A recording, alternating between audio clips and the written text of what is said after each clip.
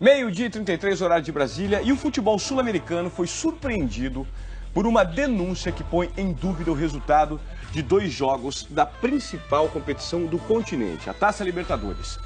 Escutas telefônicas divulgadas por uma televisão argentina levantam suspeita de que o Santos de Pelé, em 1964, e o Corinthians de 2013 foram prejudicados pela arbitragem. Numa entrevista exclusiva ao repórter André Hernan, o paraguaio Carlos Amarília, juiz da polêmica partida entre Corinthians e Boca Juniors, nega fazer parte de qualquer esquema. Jogos marcados por erros de arbitragem, prejudicados que não conseguem esquecê-los, a influência de um poderoso cartola e um árbitro que tenta se livrar das suspeitas. As pessoas que me conhecem sabem que quanto maior a pressão é melhor para mim. Quem não deve não teme.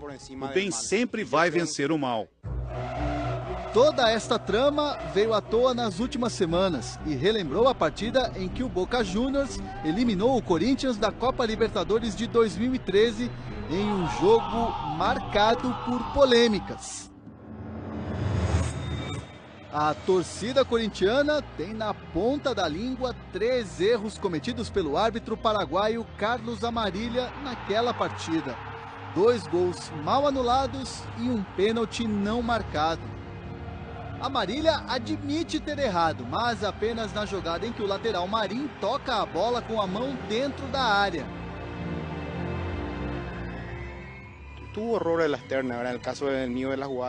Houve erros no jogo. No meu caso, teve uma jogada com mão na bola que ficou clara. Mas eu estava atrás da jogada e os jogadores me cobriram. Foi uma jogada que se viu na televisão. Não vimos e cometemos o erro. Os erros de 2 anos atrás voltaram à discussão após a revelação de uma ligação telefônica entre Julio Grondona, então presidente da Associação de Futebol Argentino, e Abel Ñeco, da Comissão de Arbitragem da Conmebol. Na conversa, em 2013, eles tratam sobre a escalação de Amarília para o jogo e dão a entender que ele ajudou o clube argentino. Este loco de mierda jugó el refuerzo más grande que tuvo Boca que del último año era Amarília. Bueno, así fue, lo puso y bueno, salió bien. Nesta semana, Ñeco emitiu um comunicado isentando Amarília de má intenção nos erros de arbitragem. Para o juiz, a gravação da conversa foi uma montagem para prejudicá-lo. As pessoas aproveitam isso para criar polêmica. Isso foi investigado na Argentina, não deu em nada. Ficou claro que era uma montagem de um programa de TV. Responsável pela divulgação da escuta na TV argentina, o jornalista Luiz Majul contesta as alegações de Amarília. Pedirle a Amarília primeiro que contrate um médico. Acho que deveríamos pedir para o Amarília contratar um médico. Pode ser um psiquiatra ou um médico para ouvir melhor. Porque a escuta que menciona Amarília é apenas uma.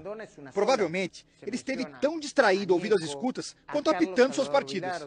Porque qualquer um que entende o mínimo de futebol sabe que ou o Amarília está muito distraído, ou não é um bom árbitro, ou há algo errado por trás disso.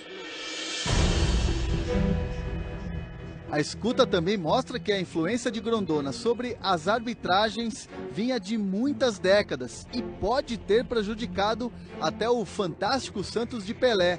Falando com Ñeco, eles relembram que na semifinal da Libertadores de 1964, o Independiente, clube então presidido por Grondona, teve apoio dos bandeirinhas para ganhar do Santos.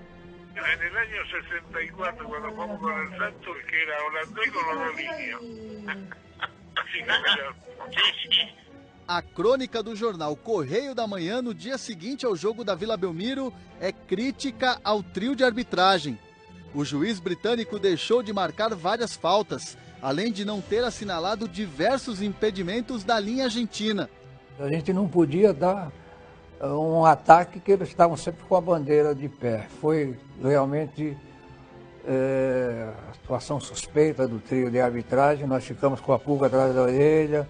As gravações telefônicas fazem parte de uma investigação sobre Julio Grondona, que por 40 anos foi o todo-poderoso do futebol argentino e ocupava também a vice-presidência da FIFA até sua morte no ano passado.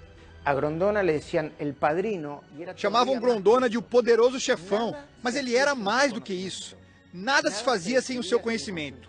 Nada era decidido sem consultá-lo.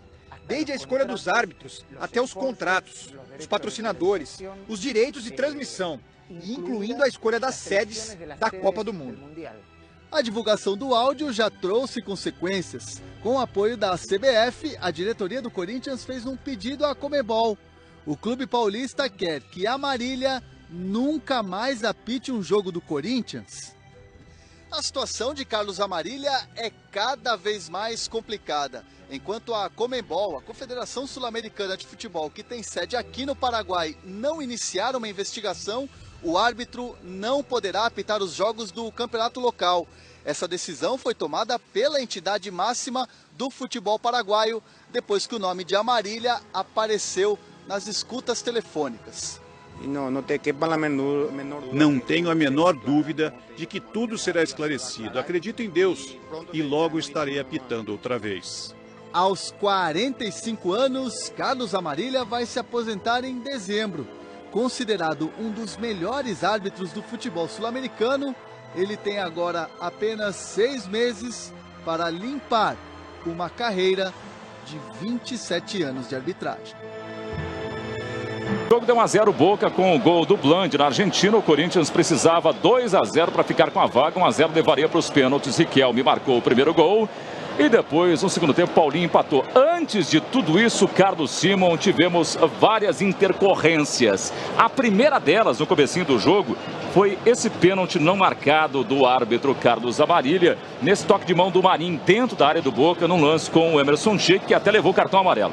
Exatamente, né? Não sei o que tem de errado nesse estádio, porque tanto a arbitragem de ontem como a arbitragem de hoje foram muito fracas. Que urucubaca, rapaz. Que urucubaca. Aí nós estamos revendo o lance, né? Anterior, esse é o gol do Romarinho, que não estava em posição de impedimento. Aí foi um erro do auxiliar, do Rudinei Aquino, né? A linha é clara, o jogador do Boca demora para sair e por isso é que houve essa... Nesse enrosco do Burdiço ali com o Guerreiro, o lance estava parado, o jogo estava parado. Depois se enroscaram de novo, o Burdiço acertou o Guerreiro. E ali começaram a se tapear e tal. O Amarília distribuiu 6 cartões amarelos. Um deles para o goleiro Orion por ser a técnica. O primeiro para o Marinho também por ser a técnica aos 8 minutos de jogo. Esse do Alessandro por reclamação. Ele se preocupou mais com esse quesito, jogadores não coibir. Não é? Aí nós estamos vendo esse lá lance. Em cima do vídeo tem um jogador do Boca dando condições. Dando condição, portanto não era impedimento. Não era impedimento, né? O que ele pode ter marcado... Só agora o Bandeirinha vai chegar lá para dar... Agora que o Bandeirinha levanta. Então ele marcou a infração no goleiro do... Deu falta. No Orion. Ele marcou a falta. Nesse momento aí, ele vai com o braço e acaba acertando o Orion. Nessa imagem, calma, tranquila. Outro lance do Paulinho, então aí o árbitro acertou. Nesse lance aí acertou, nós olhando com calma, com tranquilidade, no primeiro momento achei que ele tinha dado impedimento, ele não deu o impedimento, de fato não aconteceu o impedimento, ele deu com essa infração. Ficou claro para você que ele marcou a falta? Ficou claro que ele marcou a falta porque ele não tinha marcado o impedimento no primeiro momento. E aí o Sheik, quando dribla, entra na área, com o braço direito, o jogador nitidamente empurra o Santisminho. Empurra foi o Sheik. Sutil. Mas empurrou dentro da área. Não é pênalti. É pênalti. O Amarília é longe da jogada, dificilmente marcaria esse pênalti, como não marcou, porque estava muito longe da jogada. Ali houve um toque. O jogador teve a intenção de empurrar o Sheik. Olha aí, o Sheik já passou por ele. Ele já é coisa do passado. E nesse momento ele bota a palma das mãos nas costas do Sheik e empurra ele. Foi sutil? Foi sutil, mas foi um empurrão.